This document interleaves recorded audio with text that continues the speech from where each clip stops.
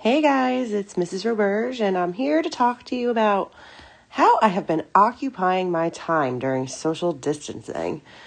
So I don't know about you guys, but it's definitely been hard for me to be home all the time and to not see my friends, to not see my students, my coworkers.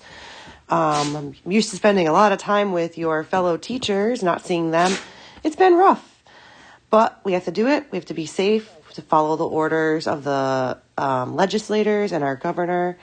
So one of the things I've been doing a lot of is going outside, taking walks. We had a couple chilly, rainy days. Those weren't the best days to do that, but we've had some nice days too, including yesterday. Yesterday was Thursday, March 26th. And after I finished school with you guys at 2:45, you guys finish a little earlier than us teachers do. I went with my husband, Mr. Roberge, right here, and my dog, Cole, right here. We went to Northwest Park. That's in Windsor.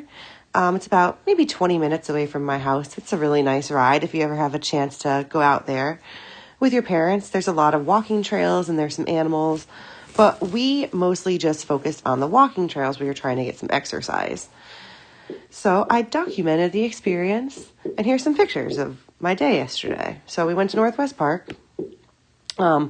This is where you walk up from the parking lot, and you can go into this area where all the barns are.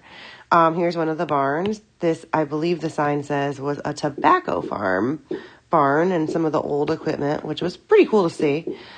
Also behind there, in the back, there was a playground, but because kids aren't supposed to be playing on playgrounds right now, it was empty. It was a little sad to see, but I'm sure it will be filled up again soon. We walked across a field, and Cole was leading us. He seems to always know where to go. And right here was the passageway into the woods. And then you get in there, and it's pretty wooded in there. Lots of trees. I love the trees here. I just think they look so cool how they're all lined up. And you can really see just how they're in rows, and they're very dense. There's Nick and Cole walking down the trail ahead of me. They were blazing the way for me. There was a camp area set up. I don't know if it's used at all. I'd have to look into that. But it had the pavilion here and lots of seating area here. And then right in the center was a campfire, and it didn't look like it had been used in a long time, but it definitely could be used. It had stones surrounding it. It was a nice area. It was pretty big space, actually.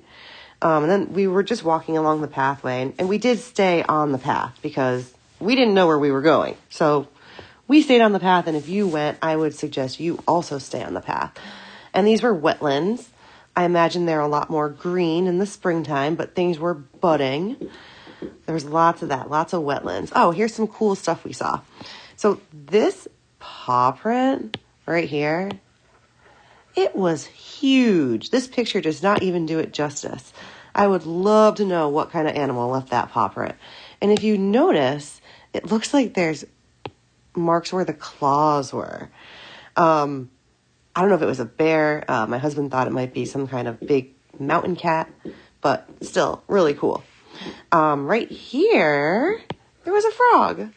I spotted him way deep in there, and that is a very big zoom I had to use to get that picture. There were some really cool bridges throughout the whole path. You can see Cole here playing on one that was broken down.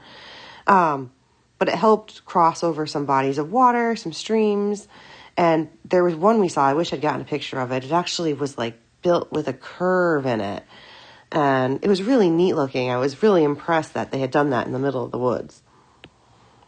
As we were walking back toward the fields, we came across this body of water, which, now that we've looked into it, we believe is called the Rainbow Reservoir. It was absolutely beautiful, and it smelled like spring and water, and we were up high on a cliff. This down here is a very steep embankment. And the views were just amazing. I could have stood there and stared for a much longer time than I did. There's another picture. Again, very steep embankment down here, but absolutely beautiful. We just we just couldn't get over how pretty it was yesterday out there in the woods. Finally, when we were leaving the trail, we found this tree that had all these signs of love imprinted in them. I thought it was really beautiful, and my husband said, "Oh, does that hurt the tree?" And I said, "No, it doesn't hurt the tree. Think of it like a tattoo, like a tree tattoo, like going on the tree skin." And I say that, skin might hurt a little bit, but then it's there for life and it's painless. And I just thought it was really cool that it was all on this one tree, and a really good memories for people.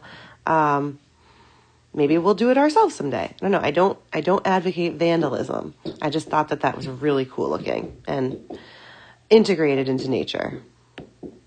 And this is the car ride home. Nick and I had stopped to grab some dinner, and Cole was a very happy puppy. He was very grateful for a hike and to be outside in the beautiful weather. And then he went into the backseat and he took a big nap. He did not move for the rest of the ride. So anyway, I hope you guys are doing great. Hope you have a fantastic weekend. And I will talk to you all next week. I have my fingers crossed for good weather so we can all get outside and enjoy nature, since that's about all we can do right now. But remember, listen to instructions, stay safe, practice social distancing, and I hope to talk to you all soon. Bye.